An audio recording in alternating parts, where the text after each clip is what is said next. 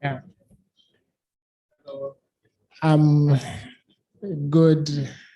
Good afternoon, everybody. So welcome to Sahara Sparks 2021. The theme is Future Reimagined. And today's, the session right now is going to be about how XR is enhancing the human experience. So first, we'd ask ourselves, what is XR? And XR is a combination of AR, VR, and MR. So AR is augmented reality, VR is virtual reality, and MR is mixed reality. So we're going to have a couple of speakers with us today. We have Ngaira Mandara from the streets of Dar es Salaam. He's an artist. We have Tula Nana from Honor Stories. And Kwesi Johnson from the Culture Assembly, UK.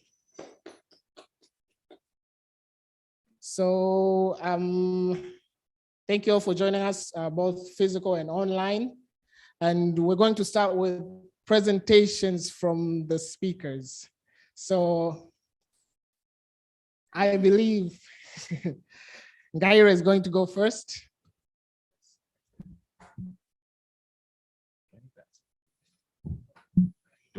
Hello? Yeah. Hello, everyone. Yes, we played the game of rock, paper, scissors to see who would go first, and sadly, I lost. So I'm going first. My name is Ngaira Mandara. I'm an artist. I enjoy doing sketches, and this is really where I started falling in love with art. I was doing a lot of sketches. I still do sketches to this day. Granted, the sketches I did in primary school and now are very different. I also paint. I use acrylic. I paint on canvas. And I also create illustrations and animations. And this is really what I'm mostly known for. So more importantly, I like telling stories. I tell visual stories, and I use the medium of art and animation to tell these stories. Now, what type of stories I like to tell? I like telling stories about things that could happen to us on a day-to-day basis. So for example, in the morning, you're brushing your teeth, and then the toothpaste falls on the sink. Maybe you're doing laundry, and then you find some cash. So this is one type of story I like to tell. I like to tell stories based on fantasy, but inspired by reality. So for example, what if it snowed in Dar es Salaam? Who knows, maybe in the next 100, 200 years, that might actually happen, but my imagination really takes me to different places, and I use my skills as an artist to tell these different stories. Or what if a warrior encounters a mythical tribe of Maasai and elephant? I also like telling stories about the city, the people, and the history. So how do we experience art? So the beauty of art is, especially these days, art is available everywhere. When you go to offices, you go to restaurants, you go to other people's homes, art galleries, etc., you will see art. Also, through your phone and social media, art is accessible to everyone. You can go into an artist's Instagram page and see them post their work from anywhere in the world, as long as you have access to internet. So really the experience of art is when you see it, when you hear it, when you touch it, or when you smell it. So art is triggered when the senses are triggered as well. So when you see a painting, let's say of the lady cooking vitumbua, you see it. But imagine if that painting could also hear the sound of the vitumbua being made. What if you could also smell the vitumbua from the artwork? So all these senses are being tapped into when you are experiencing art. And it's a challenge I gave myself as an artist, that I wanted to tap into a more immersive way to experience the artworks I put out. And what the solution that came to be is augmented reality. So wanted to use augmented reality technology to create a more immersive experience. How? So augmented reality is a technology that merges the reality, the physical that you see, with the digital. Notice I said digital, and being an artist, I do digital art and animation. That's mostly digital. But then the physical art is when I print the artworks. So I was trying to find a way to merge the two. How can I merge the digital art print and the physical animations that I made? And that's where augmented reality comes to be.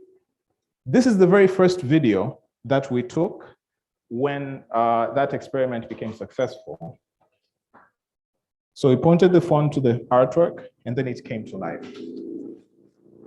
I made the animation of the boda boda and the artwork, and now with augmented reality technology, you're able to trigger the animation to come to life. So it looks like the artwork itself is being brought to life.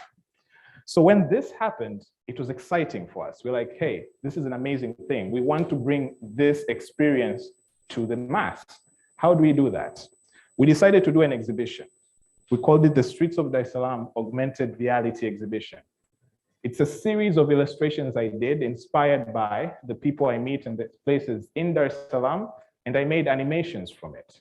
So this was really the setup and day one. We set up all the artworks, and people can walk in, take their phones out, and experience the different animations that I made from the artworks. The response was amazing.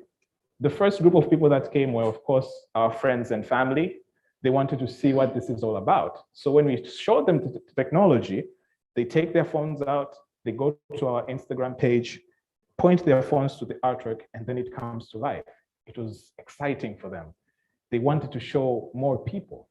So when these same friends and family who came on the first day left, they started posting on their social media, started inviting their friends, and it kept on growing and growing until eventually 8 days later, because the exhibition was 8 days, we had amassed a huge following and number of people who really came to experience the augmented reality. This project in itself, it's called the Streets of Dar es Salaam. Like I said, it's a series of artworks I draw for the people I meet in the streets.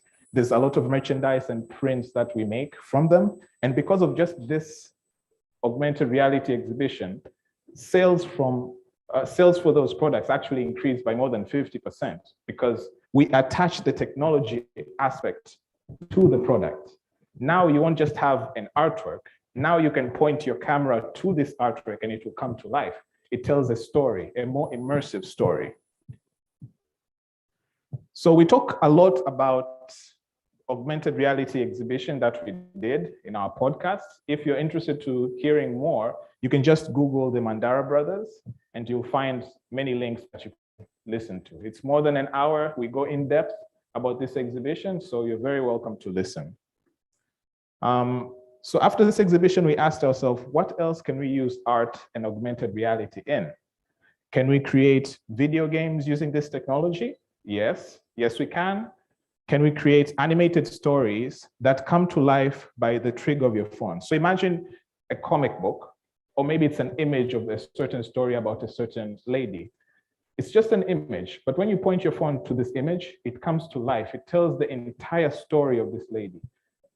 So these are the type of stories you can tell. Can we enhance a product by telling the story using AR? So imagine you buy, maybe it's a painting by a certain artist. You point your camera to this artwork, and then you can see the process on how this artist created this artwork. You can get the story of the artist himself, the inspiration.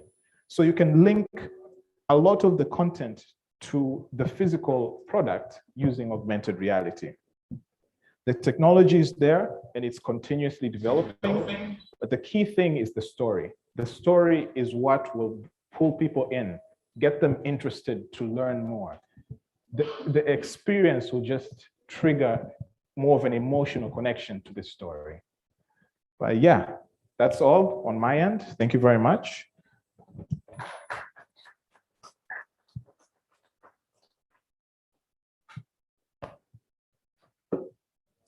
Thank you very much, Gaira. That was a really interesting presentation. You can have a seat, and the next presentation we have is from Kwesi Johnson. Karibu. Asante.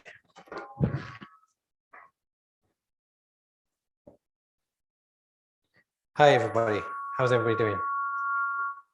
I will give you a pre-warning. My presentation is quite interactive. So I will need some audience participation. Is that okay? Are you sure? Okay, fantastic. Okay, so my name's Kwesi Johnson. I'm the creative director of the Cultural Assembly and co-founder. Basically, what we do is we work with organizations, ethical organizations. I do have to stress that. We work with ethical organizations and we are change agents. We specialize in creative places, spaces, and people. We take them from where they are to where their dreams want to take them. We allow them to think big using an intersection of augmented reality, commercial real estate, but also creative technology and art. So my background as an artist, I was trained as a choreographer, dancer, and director. So a lot of my, I suppose, entrance to XR has been about the physical and the performance part of it, rather than it being a trick. Because once you strip the emotion and this connection to humans out of it, it just becomes a string of technical tricks, which leaves it a bit empty. So I just want to also say how much of an honor it is to be here, because it's just over on the 24th of September last year, I messaged Jamani to kind of say, hello, I'm in the UK. I'd love to kind of collaborate. And I was basically directed by a video from Sahara Sparks from the previous year and the previous year before that, from my wife, had said, check these guys out, they're amazing. And literally they were amazing from the work that they've been doing over here and across Africa. So that's how we kind of got here. That was just over a year ago. And I'd visioned myself standing here at the next one. Ta-da. So what I didn't need a round of applause for that. It was just about having this idea about having your ideas manifest and knowing what you're going to do and plan out that idea. And it really comes down to this thing when we get into XR about what stories are you telling. But I'm also a massive fan of hip hop culture, and not the culture that you might know what you've been sold as the media sellers of gun-toting, misogyny.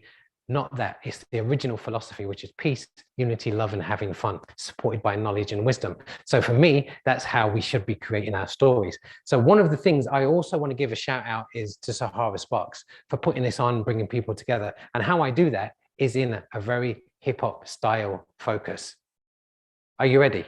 This is where the interaction begins. Okay. So when I say Sahara, you say ventures. Sahara, Sahara. Oh, that's weak. Come on. Performance. You can try it at home as well if you're tuning in. So when I say Sahara, you say ventures. Sahara. Ventures. Sahara. Ventures. Sahara. Ventures. Sahara. Okay, now we're cooking. So why I do that is to build the energy in the room. So we're telling the story together. So we're sharing this idea of story. It comes from hip hop culture, but before that, we've got the Negro spirituals of the Baptist churches, where Baptists and the ministers used to share the stories of the community. And before that, we've had the work songs, the people that were enslaved in the US, where they took the work songs to help them continue with their stories, to help them continue with their work. But going even further back, it's in our DNA. It's how it slipped into the Americas and in the West when we were taken to the West. But that's the important thing that about what I'm interested in is how we tell our stories and what our stories that make it important for everybody, not just the tricks, going back to the tricks as well. It's our oral tradition. And where I see hip hop culture connecting with XR is about being able to tell your stories and about being able to tell them from your perspective rather than what the media or what other people are telling the rest of the world that you are about. So for example, in New York, hip hop started in the late 60s, early 70s. They started something that they wanted to create about good for themselves. They wanted to create stories about their environment. And those stories came through a thing that we called rap. There's no such thing as hip hop music. It's hip hop culture. It's rap music, which was telling the stories. So this is where XR comes in, because it's about how you tell your stories, how your stories make a difference, where they come from, where they in your environment. And there's one key thing, which is, again, I'll link it to XR, is in 1977, there was a blackout in New York. And in that blackout, whole blocks were without power. And within those blocks, there was electrical shops that sold the turntables, that sold the headphones, that sold the microphones. These were the tools and the technology that they needed to amplify their stories and to tell their stories. Anyway, when the lights came back on after 2 days, lots of people had sound systems. I don't know how they got them. Lots of people had headphones. Lots of people was in this environment where they were able to now tell their stories. But if that hadn't have happened, they would not, who would know from Timbuktu to Tibet what hip hop culture is? So this is why it's important for me about how we tell our stories. And my question is, what will Africa's blackout be? What will be that occurrence that allows everybody to have access to that technology, to tell their stories and to represent themselves how they want to be represented? So, that's how my connection. And for me, XR has to be emotionally driven rather than it being the trick that changes the human experience. It's how the human experience informs XR, because without that, again, the stories become empty, because you have to connect to the emotion, because even if you don't get it, you'll never forget it. Hopefully you won't forget that call and response thing that I did earlier. So this is my first little movie that I'm going to show you. So Up My Street is something that we've been developing in the UK. So it's an augmented art, culture and reality performance trail, which is a cross section of tourism, art and culture, and brings people to a specific location. We'd been talking to Jamani about how we could bring something like this to Dar. So I'm just going to show you the video and I'm going to talk over the video as well. Hopefully it will play. Yes. So everything that you see in the video is augmented realities. There's no special effects. It's what a person experiences through their phone.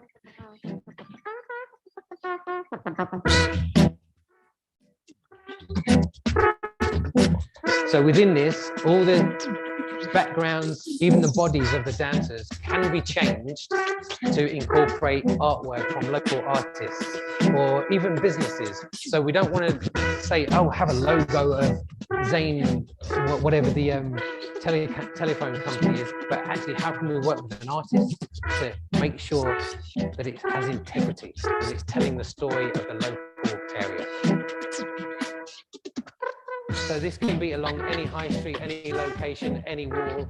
That's the choreography is done in a motion capture studio. And then we have the technicians that are amazing at making my ideas come to life. The people that we collaborate with is a company called Fenice. They're creative technologists and they're based in the UK. So as I was talking to Germani about this and about how we could do an augmented reality or augmented reality UMS in Dart, I thought, let me speak to the British Council, because I'd done a couple of things with the British Council before in Vietnam and also South Africa. And literally the day before, I spoke to James Tyson over at the British Council, and he said, we've just released this fund called Digital Collaboration. It's for digital collaborations. I thought he was joking. I thought he was having a laugh because the timing was so lucky. But then I say to myself, there's no such thing as luck. It's being prepared for the opportunity that's presented. So if you're not, Sahara Ventures were prepared. They wanted it. Cultural Assembly, we wanted to do it. So we applied for the Digital Catalyst Fund, and we got one of 10. We were successful with one of the 10 people. We had to fight off 940 applications from across the world. So we did really well, and Shalua was part of that cohort where we were teaching artists, and Tulanana was at the beginning of that, where we were teaching artists how technicians can come together to create something about your area and have those stories that are really, really important. It got quite technical quite quickly. So some of the art didn't necessarily transfer to the end project, but there's a lot more work to be done that we're going to be doing. So, you know, we just want people, like it says there, think big and be brave. Make sure that your ideas scare you, or they're not that good, in the sense that I need to do this. Let's climb this mountain together. So another point of that was design thinking. And this idea of design thinking is a human-centered process which was developed by MIT in the States. So I, as a director of a company, might think, oh, this would be great to have some tricks about augmented reality or XR. But actually, the people that I'm trying to attract might think that's a terrible idea. But as a CEO or a director, I might think, well, I don't really care what they say. I'm just going to do it anyway. But design thinking allows you to talk and interview the people, but also interview the people that it's available for. So an example of that was a project, an organization called ACLDI. They're based in Uganda. And their mission was to plant 1 million trees by 2030. So using this design thinking process, again, the art and the culture and the technology coming together, this was our solution. We spoke to them about what they wanted to do. We said, okay, how about creating mega art? They were like, what's mega art? So if you imagine from Google Earth, from a satellite or a drone, you can only see the art from when you're so high up. Imagine a barren landscape. Let's take an artist who sketches an outline. Let's say it's an outline of a face. And then within those areas, you can plant trees. Now with the app, you can use that carbon, your carbon emission or your carbon credits to color in an eye or color in an ear or put a beard. Let's say is a face. So that allows you to be able to, yes, play art, be the painter, but also have a conscience of what you're making a difference. Because when those seeds land, they also help people on the ground with permaculture, help them feed their families, because a lot of the trees that are there now in Uganda, of the indigenous ones, have been stripped out. So this is a ploy to bring all the indigenous trees that provide for families in that area. So we didn't stop there. We thought, okay, let's look at drones. So other part of this is how we can teach young people to fly drones, VR headsets, flying over their areas so they can see the difference that people are making and show people from a different perspective of what those drones do. So that's the project that we created. Again, an XR project where it is using the real and. So imagine this is a forest. This is a naturally occurring forest in what they call fall in the States, with plenty of color. Why can't we do something like that? We could. It's very. It would be easy. Well, I say easy. I'm not the technical person. I just have the ideas. So this was an experiment that was happened in Japan where they planted trees, and oh, I need to go back for that. That video didn't play. But that's fine. We'll just carry on. So, but you had it. you had a configuration of trees that allowed you to see a pattern on the floor. So let me go back a slide or two. I don't want you to miss any of the goodies.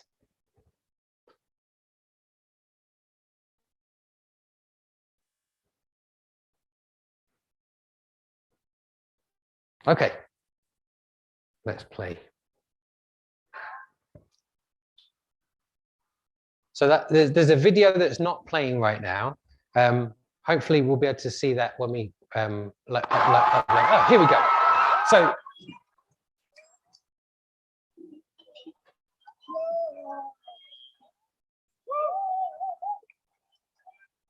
So that happened last year in a town that we used to live in called Bristol.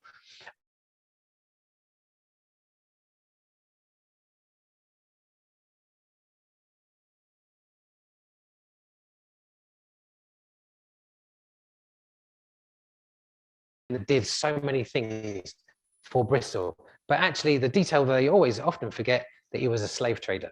He also insured slave ships. So there's been lots of contentious issues in the city about how are we going to change at least the plaque. So we created a plaque that was an augmented reality plaque. But when that got pulled down, we realized there's a lot of work to be done, because across the world, there's lots of decolonizing that needs to be done. But there's much resistance on how we can have a conversation about those monuments, about those buildings. Let's do augmented reality.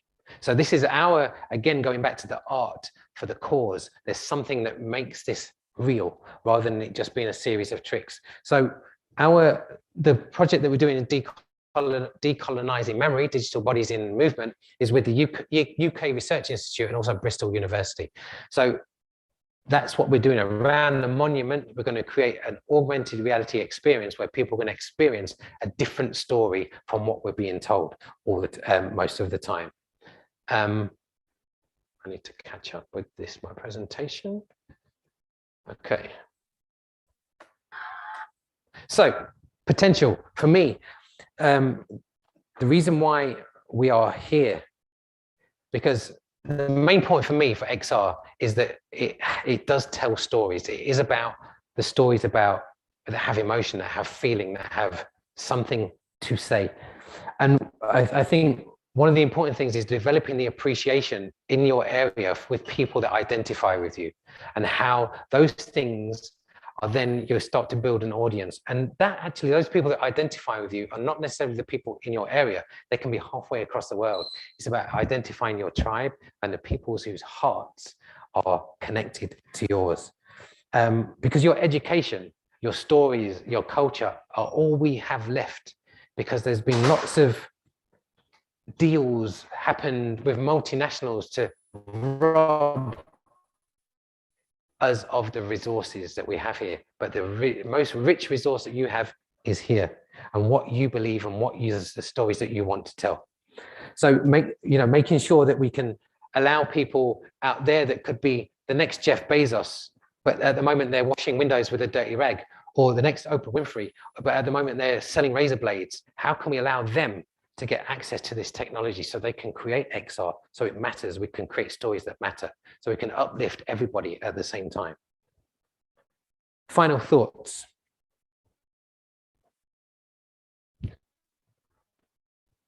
Everything I've talked about has been human-centered, and that's why I think that's why I believe the whole thing of design thinking is really important. Because without that, the XR industry is set to be worth 125 billion by the year 2026. So that leaves the door open for lots of exploitation, greed, division, all those things. But if it has this human-centered approach, that's avoidable. If you look at any industry where greed and the subjugation is part of it, we lose. Yeah, most of the common people lose. This is an optimum opportunity, like hip hop had when they got those tools from Tibet to Timbuktu. How can we tell the stories that we want to tell? One last thing, two things: build your own boat, and that's connected with if you get excluded out of the boat or you miss the boat, build your own boat to get to where you need to get. That's because that's important that we can be self-sufficient. And my dream here is that there's this mass exodus towards the city where Dar es Salaam is going to be a mega city by 2030, 10 million people. How can we make it a place where people don't have to come for work? I dream of villages out in rural areas where we can teach younger people, elders, to look at their art and their creativity and their tradition, sell it as NFTs, and those NFTs are mined by solar panels on top of shipping containers in the edge of their village. They sell one NFT, one XR experience that feeds their village for 1 year. For me, that's the power of XR. That's the power of telling our stories. Because if we don't, we let somebody else tell those stories, they'll often get it wrong. So that's my final thought, because when you're accustomed to privilege, equality feels like oppression. This is not going to be an easy ride.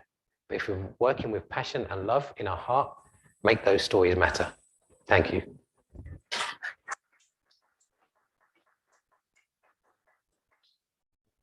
Thank you very much, Kwasi. Now, Tulanana.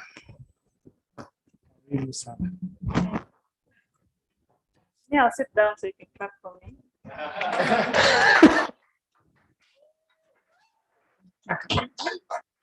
Yeah, you need to be fair. I don't know if you can hear me. You need to be fair. Thank you so much to the other speakers. Thank you so much to Sahara Sparks for inviting me. And it's been very interesting conversations and presentations from the other speakers. My name is Tulanana Bohela, and I am a co-founder of Honor Stories. Honor Stories is a storytelling company. It's not working. Okay. So, apologies for that. My name is Tulanana Bohela, and I am the co-founder of Honor Stories. Honor Stories is a storytelling company, and we work in brand storytelling as well as the future of storytelling. We work in emerging technology as well. My background is in journalism. So I used to tell, and I still do, tell stories for a living. I work at the BBC here in Tanzania, as well as in Kenya and in London. And that spanned for around 8 to 10 years. And in my journey telling stories, I was very interested in mobile and the way in which the mobile was working at that time.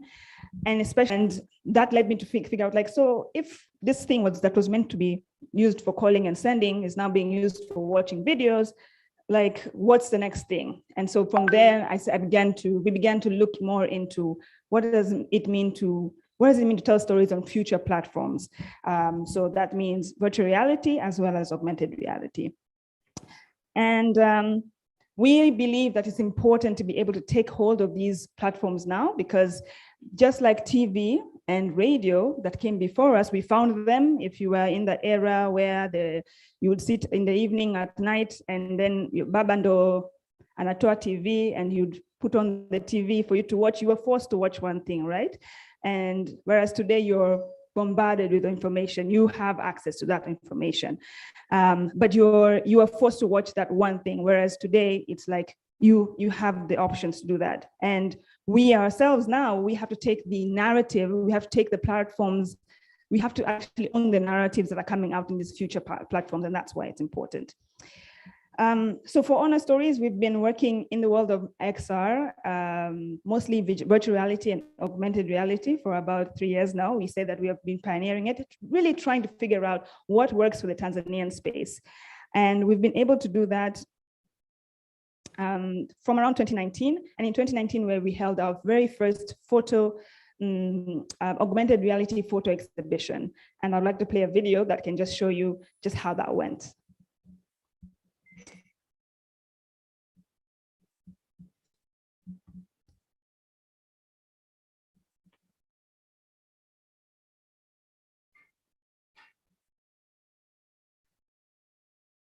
Asante Studio. I'll just ramble on and speak a little bit about it. Okay, all right, fine.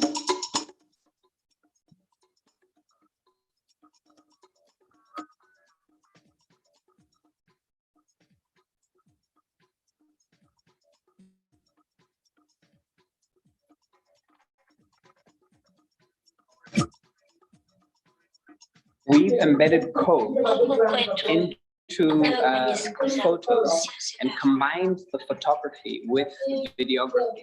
But it's not just the technology that is on display here. Actually, it's 6 stories of impact from all around Tanzania that Vodacom has had on the lives of many different Tanzanians. Africa Practice is a strategic convener of partnerships for social impact. We partnered with Vodacom Foundation and Honor Stories to bring human interest stories to life.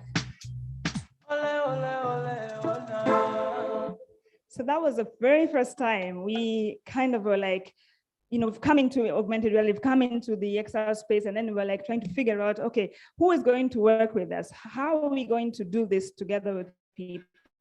And we were very lucky to be able to work with Vodacom Foundation to be able to do that. What happened was that they had these stories from all around Tanzania. So we took 6 of those stories. We were able to document them, do some great videos about them, short videos, create big canvases of photography, and people were able to point their canvases, their mobile phones or tablets onto them and then experience that. And what we saw was that the audience retention for the content was much, much higher, right? And so we even were seeing that collaborations with even like in terms of trying to build that business model, because people ask ourselves, okay, so you're doing XR, where is this going? Where is it going? Yeah, because everybody's looking at where things are going to happen here in the pocket, or if here, depending on where you put your wallet, or here, depending on where you put your wallet.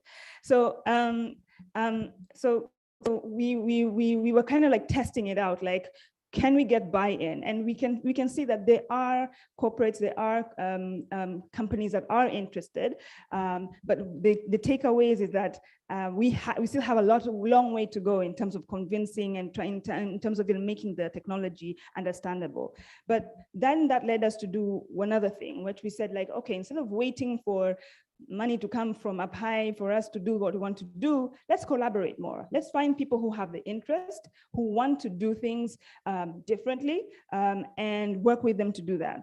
And so we were able to work with another film company called Kijiweni Productions. We are very, very good friends. They've won numerous awards for their great film work. And we were like, well, do you mind, do you think we can do a film in VR? Let's do a Kiswahili film with Kiswahili actors, with Bongo actors, with Bongo crew all around. Let's build a VR set. Let's get the equipment here. Let's make a virtual reality film, a fully 360 virtual reality film. And boom, we were able to do that. And so this year we were able to experiment that with Kijiweni Productions. And I'd like to just show you a little bit of the highlights of that. Can we play the second video, please? Yeah. So here you can see that we were able to build a set, which was a 360 set. We were able to test out the equipment.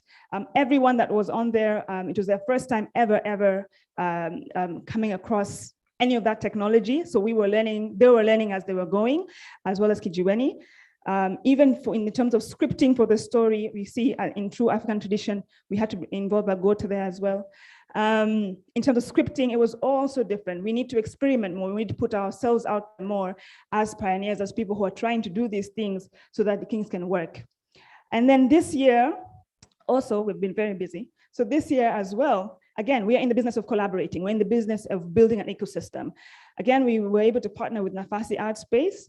And this time we took our knowledge in around augmented reality to 4 artists who were able to then learn about augmented reality, and then we were able to provide for them a platform for them to place the digital art so they can be able to create art that's specifically for augmented reality, that's going to be experienced in augmented reality. And I'd like to show you a little bit about that here. Third video, please.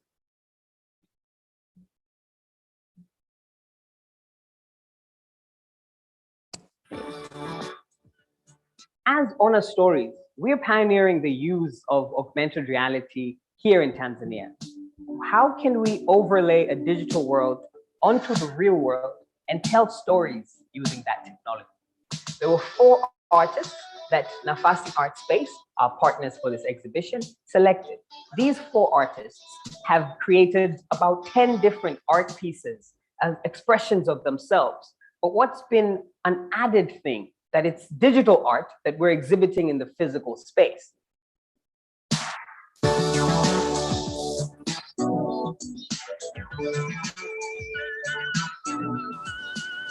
You know, you point your phone at the art and the art comes alive.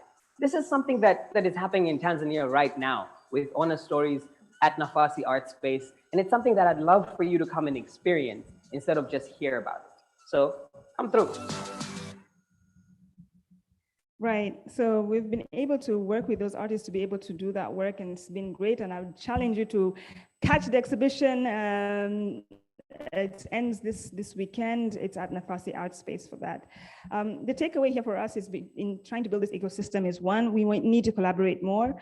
2, we need to make the technology more palatable to people, because when you hear the words XR, MR, VR, all the eras, we're like, hey, what is this, right? In fact, one of the challenges we're giving ourselves as Honor Stories is that we need to create the terminology in Kiswahili. So for example, VR, we use the word video ya nyuzi 360, right? We have not gotten that authorized yet by Tuki or Mukti yet, but we're working on it. Bakita we're talking to Bakita to be able to do that. And as my fellow speakers also noted, that if we don't take ownership of these platforms now, the narratives on there will be something else that we will have to catch up to, that we will not have agreed to. And so I'm so happy to be here, and thank you so much for listening to me. Thank you so much. These are really interesting presentations.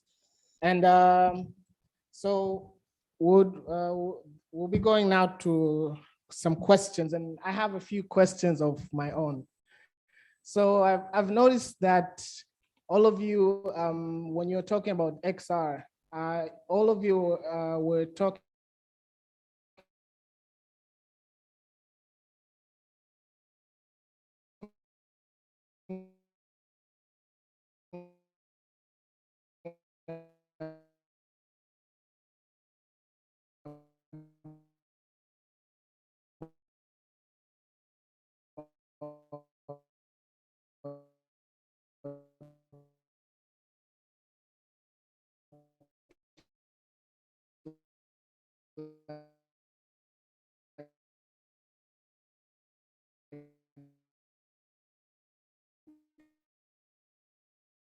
art.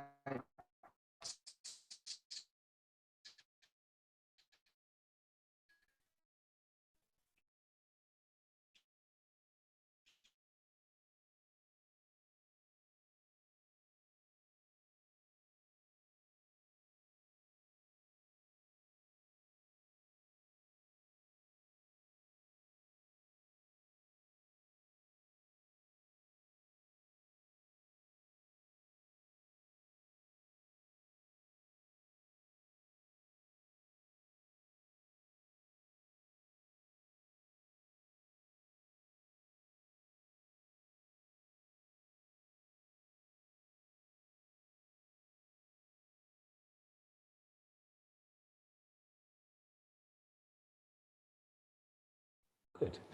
So artists and creatives are probably the best people to start that conversation, because we think visually. Yes, you'll have spoken word artists that create images with words, but actually how we remember and how we recall is through image. So that's, for me, that's why I think art and creativity is always usually the starting point.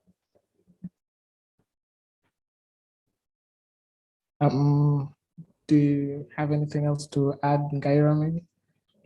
Okay, that's really great. So art, because as you say, the XR, it kind of, you target the senses of the person. And one statement from Kwesi, you said, even if you won't get it, you won't forget it. You won't forget it, yes. Even if you won't get it, you won't forget it. And And I see it's art that actually helps with that because it triggers your senses. So it's one thing. Maya Angelou has this quote. She says, "You sometimes forget what people do to you, but you never forget how they make you feel." And for us as artists, as creatives, that's what we're trying to do. We're trying to make people feel a certain thing. Whereas a lot of the time with corporates and tricks and ideas, they don't make you feel anything. It's just like, oh, that's good, that's fun. But it's really about how, as art, can make people feel, because then they'll keep coming back to it. So I still have a few extra questions, but as the audience, if you have any questions online, or if you have any questions, the audience right here, you feel free to can raise your question and can ask your question. And I had another question on the technology and more of how, so what is XR, is it like a technology? Is it like what is it exactly? Is it the experience, the technology, the art? Okay. You want to take it? Oh, okay. I'll chip in. I'll do a little bit. Yeah. So I think the thing is, the trick thing is that I'm not a technologist. I don't think anyone else are technologists per se. We found the technology from my research, I know comes from the gaming world. So essentially, all the games that people see when they're playing video games, where you're the first person player, POV kind of view, that's where it came from, at least from the side of virtual reality. And with augmented reality as well, we use augmented reality every day, but most of us don't realize that we do use this augmented reality, which is through Instagram filters, the Snapchat filters, whatever filter you use, that is augmented reality. You are also a part and play in that, right? And so for us, I think, or at least for me, I think more so our work has been to make the technology more palatable to the people who can create for the technology, right? Because you know, once you introduce it to somebody, they're asking themselves, like, so do I have to become a coder? Do I have to become what do I have to do to enter this in this world? And so I think the platforms that are coming out now are trying a little bit to make it much more easier for people to create. So we have, I know, for example, you guys used Spark AR, to create your filters with Instagram and stuff. We also use some third-party applications like Black Terminus AR for the art exhibition there. So I think on that side, as a technologist, I don't know, I wouldn't be able to answer it, but that's the best answer that I can give you over there. I don't know, you want to chip in? I can add to that. The way I see, let's say I'll talk from the perspective of augmented reality. I'll just give an example. Let's say I am an artist, I have a painting. So when you see the painting, you say that it's art. But to me as the artist, I'll think of the brush I used, I'll think of all the tools I used to create the artwork, which is still art for me. But for the audience, they see the piece and it's art to them. So the way I see augmented reality, it's an experience, and it depends on the person experiencing it. So you'll have the technical person behind doing the coding. You'll have me, the artist, using the technology to create the augmented reality. And then you have the viewer who uses their phone to trigger. So that whole process, to me, I would say that is augmented reality. It's like the whole thing. Yeah. Yeah, I kind of equate XR to, if you think of a theater. When a theater's been built, a theater is the theater, it's the building, it's the thing that allows artists to create stuff. It allows people to experience things. So when we talk about a phone and you're holding a phone of augmented reality in a theater, the phone is the eye, because that's where they receive the information. A technician makes the lights work in a theater. You've got artists and creatives that put the work out there. So it's a collaborative process where you're bringing, again, emotion, you're bringing technology, you're bringing everything to that space, which is the theater. But now this theater is now called XR. And XR, you don't have to go to a physical space to experience it. You don't have to, you can do, but XR can be anywhere you want it to be. It can be on your kitchen table. It can be on your dining room floor. XR can be anywhere, whereas a theatre is more dictated to a physical space where you have to go to. Thank you very much. So, so you kind of, so we can say XR is the process, the experience, and the collaboration. So it's all that coming together to amplify the story. So it's about as one question, I think what you mentioned, telling the story from your perspective. So it's like so XR kind of helps you enhance and amplify that story itself. So it comes in many forms. Oh, that's really great. Thank you. And do I have any questions from the audience? Yes, Brother Jumane. Yeah, so I think I'll be loud enough. As much as I love this technology, I think the community is very small. The opportunities to learn is also very limited. I know, for example, we are supporting the AI lab community here. And there's a lot of young people who are getting into it. I know there's some active conversations around blockchain. But right now, this is where you guys are not going to champion practitioners. If I'm a student at the University of Dar es Salaam, or I'm just reading it down out of formal education, I'm looking to get into this sector. What is the best way to start? Where should I go to learn? Or where can I hang out with the cool kids to learn this technology? I'd say there's this amazing thing called YouTube University. It's free. There's no charge. Yes, that's where you can begin.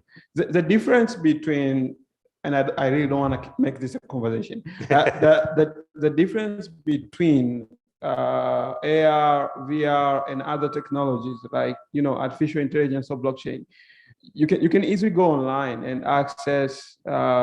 Maybe go to like Google AI for Good and then do some of the courses, or you can go to IBM Digital Nation Africa and then build your foundation on blockchains and crypto and get your certificates, because they don't involve much of these hardwares and technical tools that you need to have them in order to practice, which leaves a lot of questions for someone who's coming from underprivileged community or from grassroots communities. Yes, they might watch those videos online, but how would they get this? Right. I mean, let me just say that for us, we are literally, our doors are open. Okay, I can say for us, our doors are open as Honor Stories. We've every one of the persons there that have come through, I kind of force even if they're not interested, the AR or the VR element. And we learn by doing. We believe in learning by doing.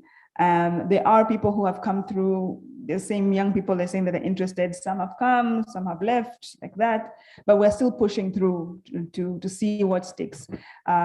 You're right, there are still hurdles in trying to get in building the capacity, in getting the resources. The resources are at the moment quite expensive, but they are getting cheaper. And as the technology grows, I can tell you, like Oculus, Oculus Go, we got the Oculus Go like last year or something, the ones that we brought here, the headsets.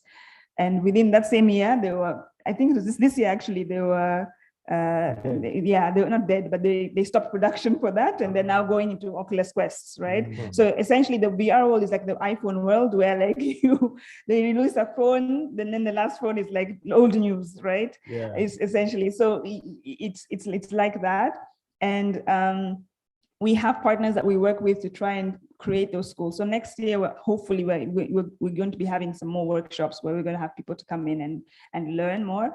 But yeah, that's the thing about, as you said, being a small community, you have to, quote unquote, ujitoe mhanga tu. Yani just, I'm sure even you as a person, in the space that you were in, as Sahara Ventures and Sahara Sparks, when you were starting, it was an idea and people look at you like, so what are you doing exactly? I hear there's something AI, BI, what is this?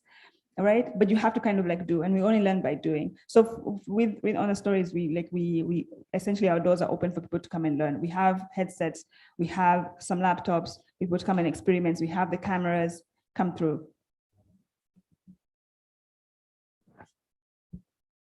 Can I just say, with the augmented dark project that we did, one of the things that we wanted to do was to send equipment, so that wouldn't be a barrier. So equipment wouldn't be a barrier. So even here at Sahara Ventures now, there's computers here, there's space here where, again, like Tulanana is saying, is get in touch, come, use computers, book the computers, book the space, because what we want to do with the studio here is build the studio and actually work with corporates to create content for them, help them get to where they want to go, but at least some of that money goes towards training young people, training people that don't have access, buying more computers, buying projectors, and having a green screen which can be used by the community, because we don't know who's out there. We don't know what geniuses are out there. We don't know what Jeff Bezos are out there, what Mark Zuckerbergs are out there that have got ideas, because the idea is the gold. That it's not, people say, oh, I've got lots of ideas. Have you implemented any of them? No. And ideas are worthless. It's about what you do and how you implement them. And another thing with the idea of the process that I talked about earlier, design thinking, I can create an app with post-it notes. That's my first concept, and that's my minimum viable product. When I press this button, okay, I'm going to show you that I ripped this sheet. This screen happens. You just have a thing of illustration, so it doesn't always have to be about accessing the technology. It's about the idea, getting the idea out there, and then getting the technology. Because if you've got the idea, you'll attract the right people and the right things that you need. That they'll be there. They'll be there. Yeah, I mean, just to add to what my colleague said, personally, since we did the exhibition, a lot of interested people have reached out to me and say, mostly artists, they're like, hey, I'm also interested to find a way to use augmented reality for my art. So at the time, I didn't really know where, personally, it was hard for me to teach them because I need to sit down and kind of plan for a way to actually teach them, because I do want to add value to what they can do. But I'm seeing that there's really, Sahara Sparks has really created a good platform for, like-minded people to meet. And eventually, I know we'll sit down, we could even plan and create a community around building capacity. There's Honest Stories, there's Prasi, there's me, now coming together and trying to figure out a way to build that capacity. It's really good because the interest is there. People are seeing the stuff that's being done both locally and internationally, and they want to apply that to what they do, to their ideas. So it's just, figuring out a way to give them the capacity to be able to create. Yeah. Yeah, I think, the challenge, we're not talking about challenges. We can. Yes. So I'll get to that. So if anyone is interested in XR, like you've heard, first Sahara have this platform. Sahara Sparks itself is a platform that brings together such people, and we're able to learn about all these technologies where you can get like information apart from just YouTube. And so like we have Augmented DAW, which is the studio they have here at Sahara, which you can learn if you have any interest in any of the XR technologies. Honest Stories have their studio as well. So yeah. Now, yes, and there's Ngaira who is there's Ngaira as well who's willing to help and collaborate, and they're all here. So, and they've all talked about collaborating, and one of XR, the technology itself requires collaboration. And so see, we have a good thing going here, and hopefully through Sahara Sparks, you can get in contact with any of the three. So now, what kind of challenges did you encounter? Like, what was your first experience with XR itself, and what challenges did you face to get to where you are right now? So yeah, you can, yeah. I mean, first, being an artist, I'm definitely not a technologist. I think that is obvious. So the first challenge was, how can I actually use the artworks I've created and the animations and put them in this technology? How in the world do I do that? So the first challenge was actually figuring it out. There was a lot of testing. When you Google, you'll see there's this platform, you'll try the platform, but nothing happens. There's this platform you need to pay for, you pay for it, it doesn't happen. So there's a lot of trial and error I had to go through, especially in the beginning, in figuring out a way to create my art in a way that will be easily adaptable to the technology. And the second part was, I guess, getting the technology person, which was very easy for me, because he's sitting right beside me. But really, for me, the biggest thing was just figuring out how to create my art in a way that can be acceptable into the technology, you know, just linking the two on my end. Yeah.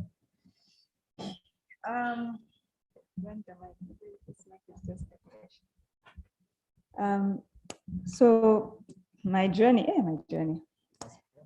So mine really, the first time I learned about VR, it was through a hackathon that I was part of in Nairobi, courtesy of Electric South and Bertha Foundation. And they brought together journalists, photographers, just storytellers. And we had like a 3-day hackathon in Naivasha. And through that, my first 360 VR film came out. And it's called What Could You Do? And when the hackathon ended and we were about to go home, and now they're sending us home, and they're sending us with this camera and small camera and just a few gears, I was like, I just told them, like, I don't know how I'm going to, I'm really interested in this, but when I go home and land, how do I explain this in my language? Like, how do I explain this at home? Because, you know, like, it's the technology has such big words. Even in English we say it, and now in Swahili, how do I relate that to people? So that was my first thing. How do I tell people that, you know, through this technology you can look up, down, you can wear these glasses and you look up, down, and you experience this world? So that was one. Two is like, so who is going to join me in this and stuff, you know, because you can't, as just like Ungaira, I'm not like technologist per se. I was interested in editing, I can edit, but I'm more like, I want to know like what story will work for this. And then 3, it's like, okay, had issues with the technology itself, the hardware itself.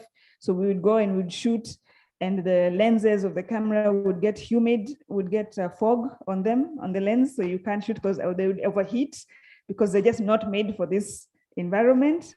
They're not made for the dark heat. They're just not made for it. So it's like you shoot a little bit, then it's like dead. So it's like it was so frustrating to do all of those. And my mentors, who are Big Brother's company in Kenya, called Black Rhino. It was always just like calling, like, this thing, it's refused, or you know, it was so tough to get through that. And then 3rd was just like the investment in it, as I said before, like, because you are trying to get into that, you have to, the money has to come from you.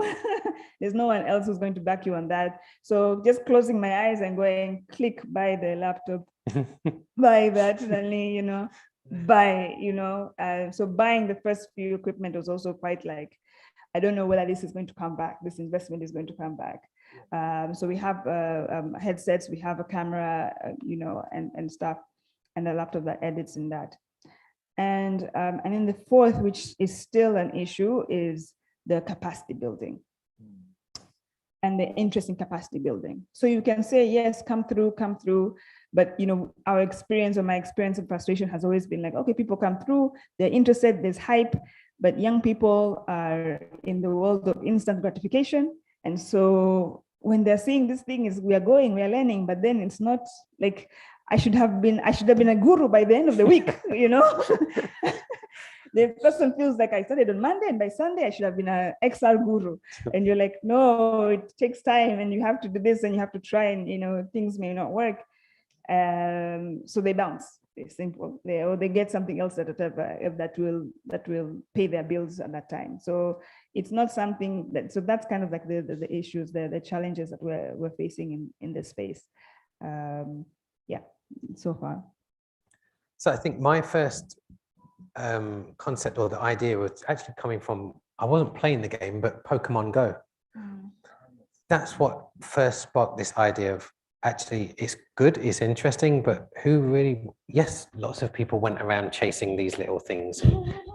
Great. So I'm thinking, well, actually, wouldn't it be a great platform to be able to platform artists and art and creativity? But because my background was obviously in dance as well, I wanted to be able to do that. So an element of that is working with motion capture and going in a motion capture studio. So first of all, cost was the main thing of being able to get into a good motion capture studio. However, we collaborated with Queen Mary University to give us some of the space for the day. And that allowed us to get some proof of concept. And we had some funding from an organization called Without Walls. And that was about outdoor performance. So that allowed us to get to a certain stage. One of the, I suppose, the challenge is being able to find technologists that understand art and artists, I should say, not art. It's being able to work, because the way I work with Michele and Luca, the guys that I work with, they always say the artist brings the human concept to it, because the technologist can pick your brain and make anything you think of come to life. But if there's not a reason why, or there's a reason why you're creating it, it's, like I said before, it's soulless. So it's about, the challenge is finding those people that are not just about, oh, you need to pay me this much, regardless of whether you're just a struggling artist. I hate those two words together, by the way. I don't know why I just said it. Whether you're an artist or you're a company, you're an artist that struggles, yeah, or you're a company that can just pay lots of money and they've got it, you know, Bentley or Rolls Royce. It's getting those technicians that understand actually the challenge is just as inviting to have something rather than just something that making money from corporates. I think that then the further challenge of that is just going off what Tulanana was saying about how can you engage people and keep them here without it taking a long time to code something. So for me, the key is in the programs that are kind of drag and drop, that are quite easy. So they come in, they say, I've got this idea, oh, boom, it happens. Yes, it's instant gratification, but then you say, if you want to go a little bit further down the rabbit hole or the tunnel, you're going to have to learn to code. So they can leave happy. They've done something in a weekend. They've done something in a day. So for me, that's the key challenge of identifying what those programs are, Spark AR, SnapLens, all those programs that are quite easy to follow to get some sort of result quite quickly. And then you go a little bit further into it. So that's the challenges that I faced.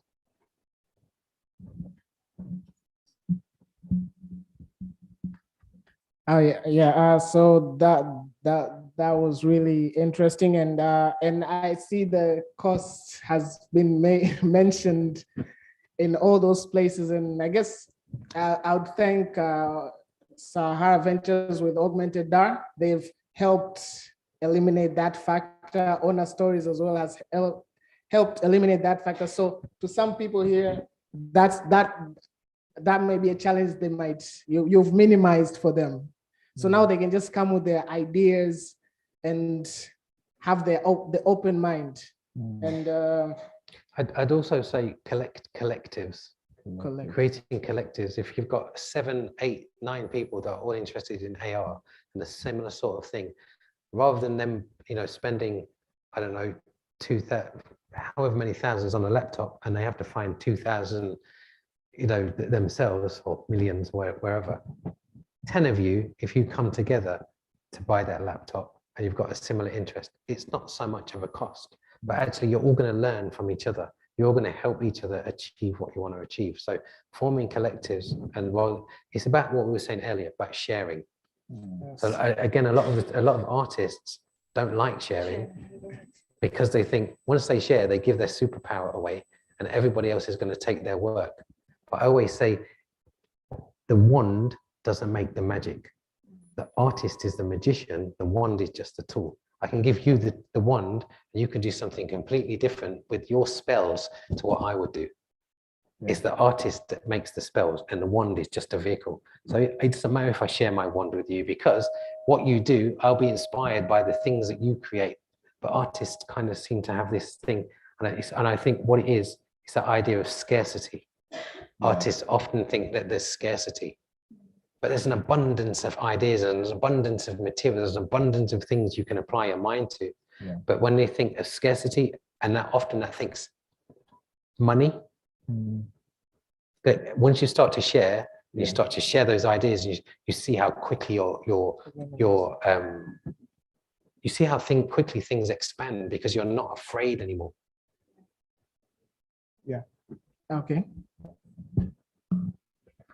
Yeah, I wanted to add something in terms of the costs and paying for the platform and the devices, etc. On my end, luckily, I've managed to establish a business around my art. So with the artworks I create, I've created products and services that I offer, that I make money from. And because as much as I'm an artist, I'm very passionate with technology, I usually keep aside some amount of money for investing or experiments. So because I established a business, I use the business to finance the augmented reality aspect of the art. And then the augmented reality kind of adds an extra experience to the products that I already have. Because at the end of the day, people experience the augmented reality, but they can buy the products. So if you experience AR from the artwork, you can have that artwork in your home, office, or anywhere and continue getting the experience. You could get a t-shirt which has the augmented reality aspect to it and keep getting that experience. So I attached augmented reality to a product and then it kind of added value to that product. So that way I make a living, make back the money I invested into the AR. So I just thought I should share that. It could be a different perspective, maybe. Yeah. Yeah, I want to talk about cost. My point was around the collaboration part and just how things can work in that way. I'll give an example of the film we did, Ghosts of the Present, where it was a 3-way collaboration. And the idea was to make this virtual reality film when, as Honor Stories ourselves, we knew that we can't do that completely. So on our own. And with Kijiweni Productions, they had the idea of the film. They had written a script, but they didn't know how the technology worked, right? And we had some of the technology and some of the know-how, but we knew when it comes to like now delivering the end product, we would struggle on that part because we don't have the capacity to do that. So then Black Rhino comes in to do that. When it comes to finding a little bit of financing, knowing how to write those proposals so that you can be able to get a bit of funding and things like that, Kijiweni were able to come in with that, right? So it's about essentially getting over yourself. One of the things that were principles of leadership that I'm learning is like this, it's not about you, get over yourself. And, you have to have that vision, where are we going? And if, with that in mind, then you have to like look on the side and look to your side and work with people that are around you on that. Yeah, because if you want to go fast, you can go alone, but if you want to go far, you have to go together. Yes. Yeah. Just to add on the collaboration part, a lot of the projects that I do, it's not just me. There's a group of people, of other artists and other creatives who are creating these products. So for example, the Streets of Dar es Salaam, the t-shirt and products, it's me, an artist, and a fashion designer with Ali Rentura. So collaborating with different creatives and people in different fields could really enhance the product. You could create something totally new. So there's really an importance in collaboration, especially when you want to take certain steps and or leaps forward. Yeah. Yeah, thank you very much. So as we head to the closing of this session, so some key takes, I can say, so XR like amplifies your story. So it helps you, like it helps, it has like the different keys, like the emotional connection, the collaboration, and it all helps enhance that experience someone will have of your story. So it essentially enhances that human experience from either your art, it can be like a story, a brand, and like a lot of other mediums. And so would each one of you have something like to say, like to close? Either like can be an advice, can be like a statement. Oh, starting this end. Okay. Yeah, people that are interested in getting into XR or AR, be curious. Just be curious, and don't be afraid to fail, because failure is not the opposite of success; it's part of it. If you're going to be successful, get used to failure. That time that when you click the button, it doesn't animate. It's part of it, because next time you won't make that mistake. It's just about trying to get to where you want to go, but always having the reason why you want to get there. Not just because so-and-so said it's good or this is interesting. What's your passion, and what is this technology or XR going to do for your passion? Because as long as your passion's in it, the amount of hours that you spend on it will not matter.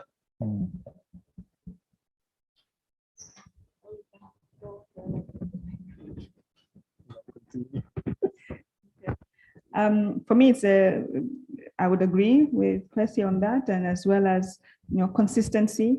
We only learn by doing, so you have to do it over and over and over again.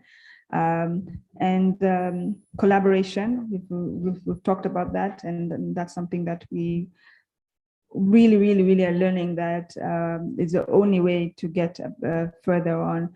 And then also, if you want to experience some of the augmented reality or virtual reality that we have a few films here that we have brought on our Oculus Go sets.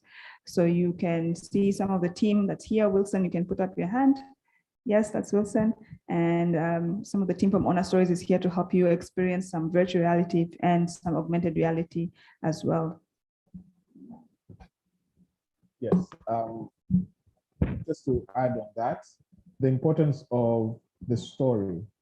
At the end of the day, whether you're the creative or the artist or the technical person, take time in developing a story, because it's the story that will lead the entire process.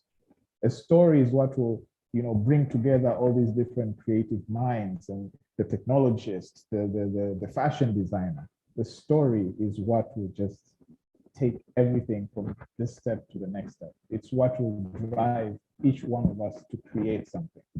And also, I have also come with two of my the artworks. So after the session, you're welcome to experience it. You can just come to me. I'll literally be walking with them. So you can just experience the artworks. Karibuni. Yeah, thank you so much, Kwesi, Tulanana, and Gaira. This was an amazing session. And I'd like to thank Sahara Ventures as well for Sahara Sparks 2021 Future Reimagined. And on the opening day, someone said the future reimagined now. So they feel like the future is here, it's now, and it's what you guys are already doing is what you guys started doing, and hopefully more and more will come through collaboration and all. Yes, and so there will be tryouts. I myself will come try out the different experiences that are here. And yeah, thank you all for tuning in and coming into the session.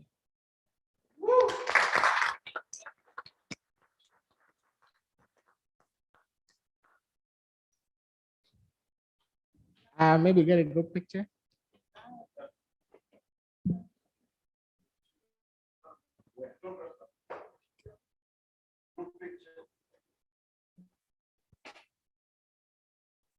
Right.